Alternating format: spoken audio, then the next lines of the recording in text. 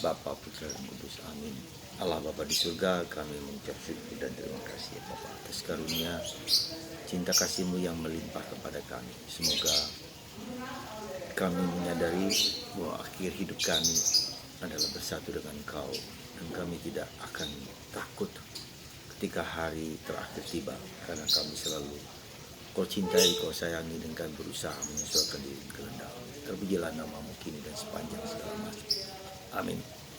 Saudaraku terkasih, di hari-hari terakhir dalam pekan atau hari masa biasa kita akan memasuki masa Advent.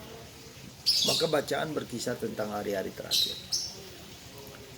Digambarkan bahwa hari terakhir itu dengan begitu mengerikan, misalnya ada gempa, ada malapetaka, ada berbagai macam haru biru kehidupan kacau balau dunia.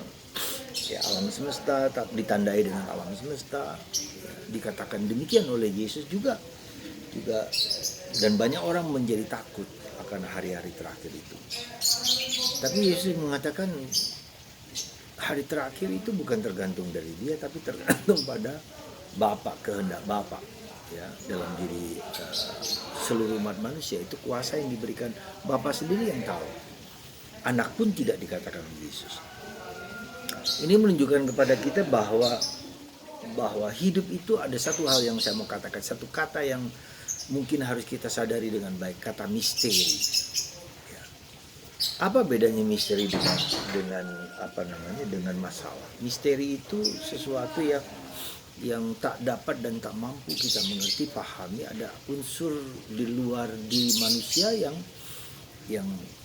ada tetapi tidak tergantung dari saya, tidak berada dalam kendali saya. Sedangkan masalah itu ada solusi yang mau disampaikan dan selesai, beres, rampung, nggak ada lagi. Nah, dalam melihat kehidupan kita belajar juga untuk melihat bahwa hidup itu adalah misteri. Coba lihat diri Anda kita masing-masing. Jadi tidak bisa dengan rumusan-rumusan tertentu, misalnya orang sukses harus A, B, dan C dan C. Ada unsur lakinya, ada unsur untungnya. Tapi ada unsur sesuatu yang memang hak kita, sesuatu yang terjadi yang memang Tuhan berikan kepada kita sebagai bagian dari yang Tuhan maha. Itu dalam arti bukan saya mendapatkan, tapi sesuatu yang Tuhan sampaikan kepadaku, kepada Anda. Misalnya orang sukses, orang bahagia, orang cita. Jadi ada bagian dari kita yang menjadi kendali kita, tapi ada bagian yang bukan kendali kita. Nah, saya kira ini menjadi suatu yang harus kita sadari dengan baik. Misalnya soal kesehatan, kita kendalikan makan baik, olahraga baik. Tapi di sisi lain juga mungkin organ tubuh kita yang tidak dapat dan tidak pas, gitu kan. Yang kita nggak tahu. Ada orang yang menjaga tubuh dengan baik, tapi tiba-tiba kena serangan jantung. Ya, demikian. Jadi ada unsur misteri kehidupan. Demikian juga dengan nasib kita. Apakah kita sungguh-sungguh akan menjadi orang yang berhasil, orang yang sukses? Ya. Juga kita tidak tahu persis. Ya. Yang jelas kita berusaha di bagian kita bahwa kita berusaha semaksimal mungkin, sebisa mungkin. Tetapi di sisi lain kita membiarkan segala sesuatu terjadi dalam diri kita yang bukan menjadi kehendak kita. Dan disinilah yang kita sebut dengan misteri. Ya. Nah, misteri kehidupan itu yang bukan lagi berasal dari kemampuan dan daya-daya manusia kita. Ya, ada unsur ilahi di situ, ada unsur nasib di situ, ada unsur determination, sesuatu yang telah ditakdirkan dalam bahasa kita. Dan terlebih adalah kehendak Tuhan atas hidup kita. Tuhan punya kehendak tertentu dalam diri kita yang memang Dia inginkan itu terjadi pada hidup kita.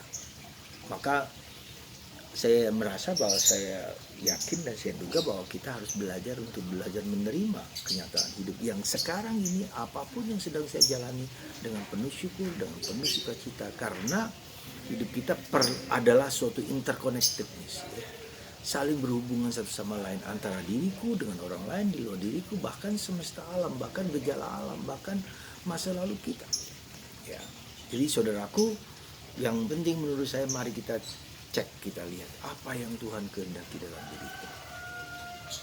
Lewat penderitaanku, lewat keberhasilanku, lewat kegagalanku. Ya, apa saja yang yang terjadi dalam hidupku yang kita harus terima dengan penuh syukur, penuh cinta kasih, penuh kegembiraan, penuh sukacita. Ya.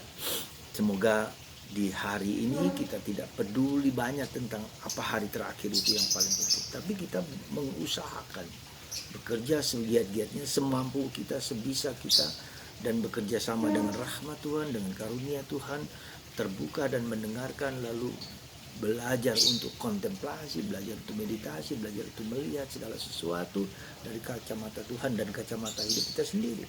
Kalau kita persembahkan kepada Tuhan, saya kira kalau itu menjadi pegangan kita dalam menghayati hidup ini, seberat sehebat apapun, bahkan mungkin kekacauan-kekacauan dalam diri kita atau penderitaan-penderitaan dalam diri kita apa saja, pada waktunya Tuhan akan membukakan dan kita mengambil bagian dari arah hidup kita yang demikian. Dan itu kita seringkali tidak tahu, ya, kita tidak mampu menangkap, mengertinya. Semoga kita memiliki sikap terbuka dan membuka diri dan menerima situasi yang sejelek apapun dalam hidup ini dan mengambil bagian sebisa kita dan semampu kita, sehingga kita menjadi orang yang lebih penuh sukacita, penuh syukur, dan penuh kebijaksanaan dalam menghayati hidup yang tidak selalu kita mengerti dengan tepat dan benar. Mari kita bersandar kepada Tuhan yang selalu hadir dalam kehidupan kita sehari-hari. Tuhan memberkati Anda semua. Bapa, Putra, dan Roh